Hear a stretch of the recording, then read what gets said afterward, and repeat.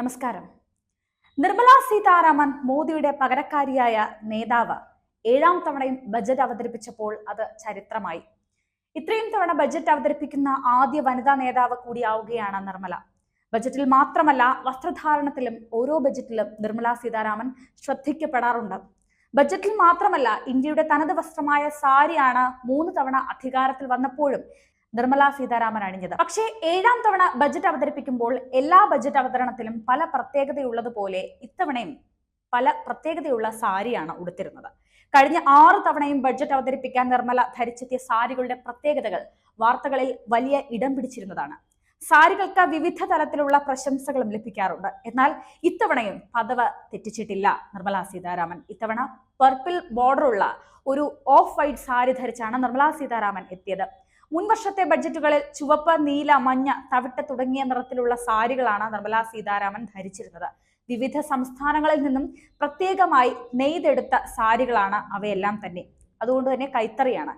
ഈ നിറങ്ങളെല്ലാം ഇന്ത്യൻ സംസ്കാരത്തിന്റെയും പൈതൃകത്തിന്റെയും ചരിത്രം പറയുന്നുണ്ടെന്ന പ്രത്യേകത കൂടിയുണ്ട് ഈ സാരികൾക്ക്. ഓരോ സാരിയും ഇന്ത്യയുടെ വിവിധ സംസ്ഥാനങ്ങളിലെ സ്ഥലങ്ങളുടെ സംസ്കാരത്തെയാണ് സൂചിപ്പിക്കുന്നത്. ബഡ്ജറ്റ് സമ്മേളനത്തിൽ ഇന്ന് നിർമ്മല സീതാരാമൻ ധരിച്ച സാരി പൂർണ്ണമായും ആന്ധ്രാപ്രദേശിൽ തയ്യാറാക്കിയെടുത്തതാണ്. മംഗൾഗിരി സാരിയാണ് ഇന്ന് നിർമ്മല സീതാരാമൻ ധരിച്ചത്. ഇത്തവണത്തെ ബഡ്ജറ്റ് പരിശോധിക്കുമ്പോൾ ആന്ധ്രാപ്രദേശിന് പ്രത്യേക സാമ്പത്തിക സഹായം വാഗ്ദാനം നൽകിയിട്ടുണ്ട്. സംസ്ഥാനത്തെ കാർഷിക പ്രവർത്തനങ്ങൾക്ക് മികച്ച സാമ്പത്തിക സഹായമാണ് ബഡ്ജറ്റിൽ നീക്കിവച്ചിരിക്കുന്നത്. ഇതും നിർമ്മല സീതാരാമൻ ഇന്ന് ധരിച്ച സാരിയുമായി ബന്ധപ്പെട്ടിട്ടുണ്ടെന്നാണ് സൂചന. മാത്രമല്ല, കഴിഞ്ഞ ഫെബ്രുവരിയിൽ ധനമന്ത്രി ഇടക്കാല ബഡ്ജറ്റ് അവതരിപ്പിച്ചപ്പോൾ ധരിച്ച നീല സാരിയും ശ്രദ്ധേയമായിരുന്നു. അതിൽ പശ്ചിമ ബംഗാളിലെ പ്രശസ്തമായ കാന്ത സ്റ്റിച്ചും, അതായത് പശ്ചിമ ബംഗാളിൽ സജീവമായി കാണുന്ന ഒരു എംബ്രോയിഡറി വർക്കാണ് ഇത് ചേർന്നിട്ടുണ്ട്. ഇത് ഇന്ത്യയുടെ മത്സ്യബന്ധന മേഖലയുടെ സമ്പദ് വ്യവസ്ഥയും ഉയർത്താൻ ലക്ഷ്യമിട്ടിട്ടുള്ള സർക്കാരിന്റെ പദ്ധതികളിൽ ശ്രദ്ധ കേന്ദ്രീകരിച്ചിട്ടുള്ള ശ്രമത്തിന്റെ സൂചനയായിട്ടാണ് ഇത് ധരിച്ചത്. എന്താണ് കാന്ത എംബ്രോയിഡറി?